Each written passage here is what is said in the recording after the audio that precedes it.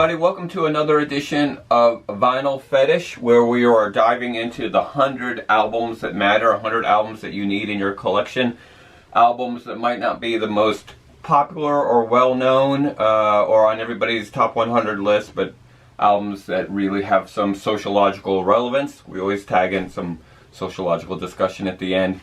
And today we're talking about Metallica's 1988 album, And Justice for All. Double album when it came out. It was released September 7th, 1988, exactly 33 years ago today from this recording.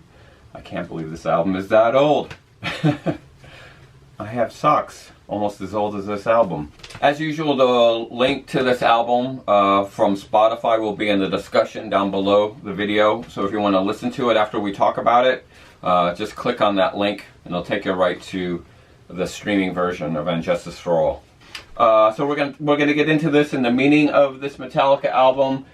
Just for the beverage of choice today, we're having Prospero Reposado Tequila with this nice fancy bottle. When you have an esposa, a wife from Mexico, there's always tequila in the house. So it is a feature of our lives here. All right, so let's talk about Metallica. Let's talk about this heavy metal monster. This album came out in a sort of transition period of the band. It's the first album, full album with Jason Newsted on bass.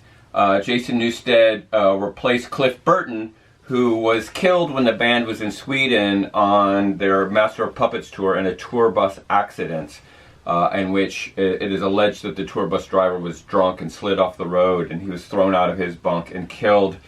Jason Newsted was recruited, first appeared on this EP, that's him right there, as they were kind of getting themselves back together, kind of cover record, and then made his grand appearance on this album, And Justice for All. He was with the band until 2001, in which he left. He's no longer in the band. In 2004, he was on a TV show called Rockstar Supernova, a little game show that featured homegirl Storm Large, who fortunately came in second and didn't win.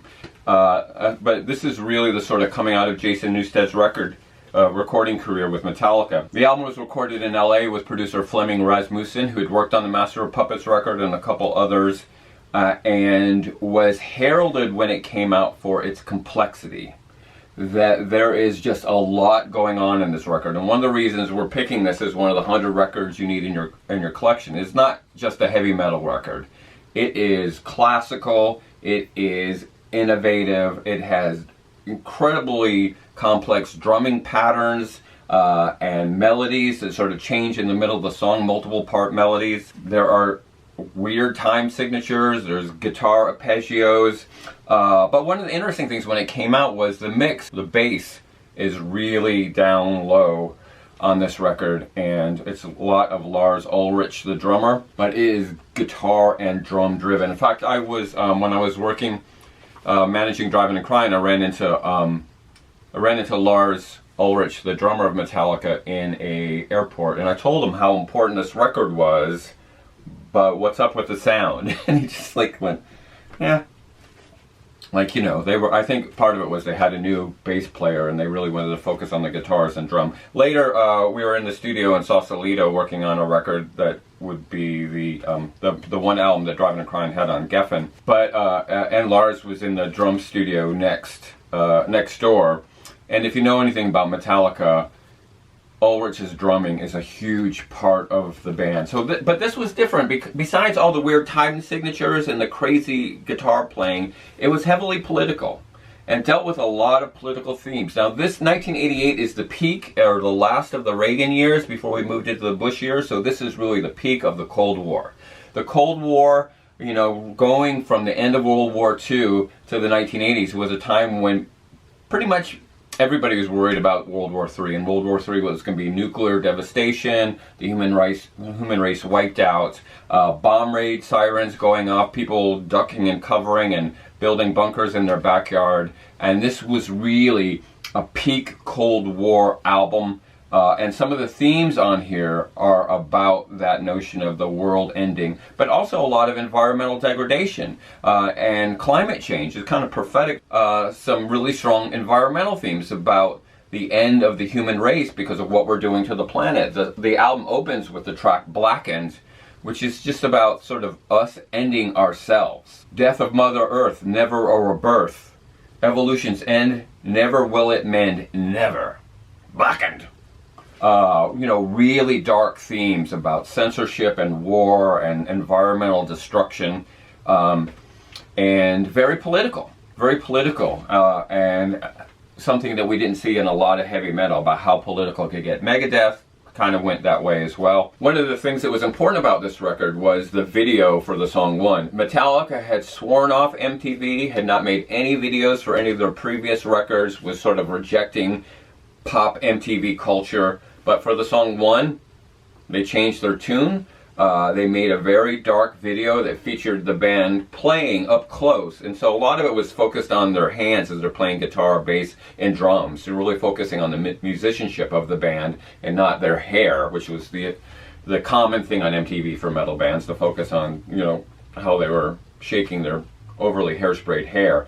But the main thing about this video is they use clips from a 1971 movie called Johnny Got His Gun, about a World War I vet that gets his arms and legs blown off and is blinded and cannot communicate with anybody while he lies in a hospital bed. It's sort of the ultimate image of a nihilistic view of the world. I have no way of communicating until he realizes he can move his head to Morse code to start communicating with the people in the room. He doesn't even know where he is because he's blind, he can't talk, he can't hear. He's completely just this body, and he starts tapping out Morse code. And when they figure out that's what he's doing, when the nurses and the doctors figure out what he's doing, they figure out what he's saying, and he's saying, "Just kill me. Just kill me."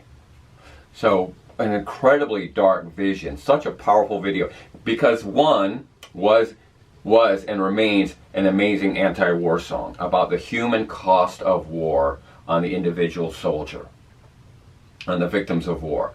That video will bring chills to you if you've never seen it before, but it really captures kind of the essence of this record, which is about the nihilism and the dark view of the world that we're in and what the hell we're going to do about it. This album was hugely popular. It was nominated for the Grammy Awards, very first category of Best Heavy Metal Album. It lost to a Jethro Tull album that was not heavy metal, and nobody listens to that Jethro Tull album anymore, but they still, 33 years later, listen to Metallica's And Justice for All.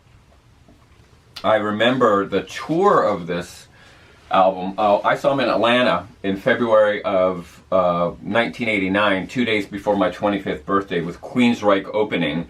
And the stage was sort of set up like the cover of the album, crumbling halls of justice, crashing, and very dark and gloomy. One of the themes in heavy metal had been this value of nihilism or nihilism. In fact, there was even a metal band in Atlanta at the time called Nihilist.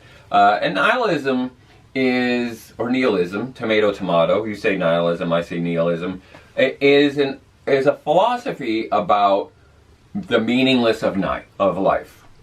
Can we have a value-driven world? No. Is there any meaning to life? Can we create absolute knowledge or have objectivity?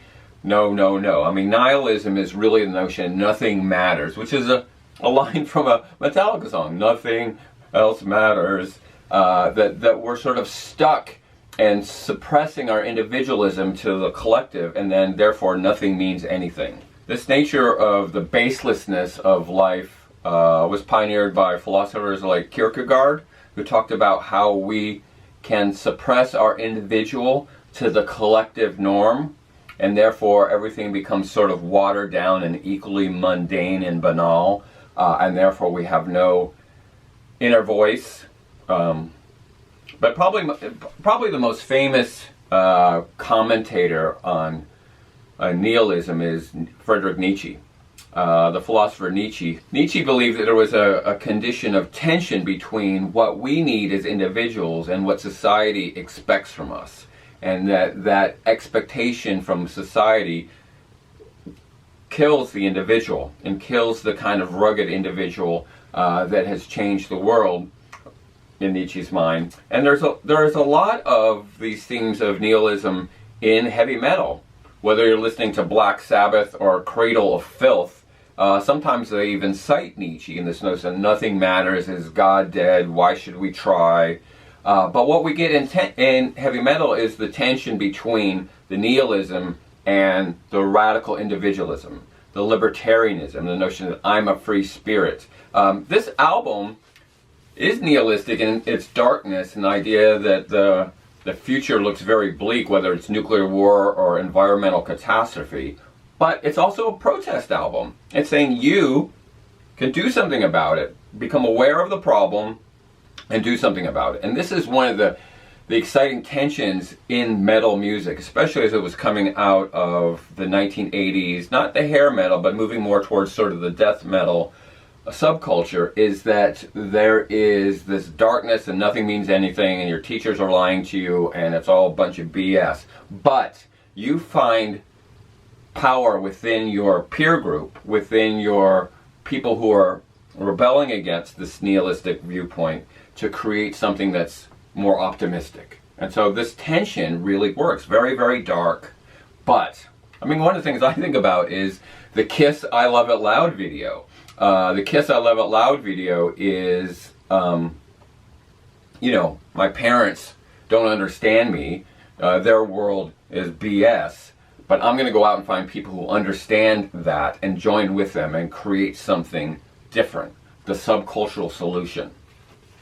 So this record has a really powerful instrumental element, and just how intense all the musicianship is, and how it sort of pushed heavy metal into a more serious politically and socio-politically framework. But it also plays on that old notion of us versus them. They are destroying the world. We're going to talk about it, and then we're going to do something about it with our power, with our, with our heavy metal power. It's such a brilliant album. After 33 years, it really stands up. The themes are still relevant now about censorship and political obfuscation and environmental catastrophe. Right, those themes are still with us 33 years later. But this album just brings it really powerful, and it's definitely a great album to have in your collection. If you want one really good metal record, And Justice for All by Metallica matters. Okay, next week we're going to be taking it down a few notches, something that's not quite as loud, and discussing Bruce Springsteen's 1982 album, Nebraska. This album definitely matters. This album matters. This music matters. You matter. So let's talk about it. Hey, if you like these videos that we're doing, we'd really love it if you hit the subscribe button. We'd love to have more people on board. We've got a lot more records to go through as we do these 100 albums that matter list. So please join us, like it, subscribe, comment, and suggest some albums that you think matter, that you think would be worthy of a good sociological discussion.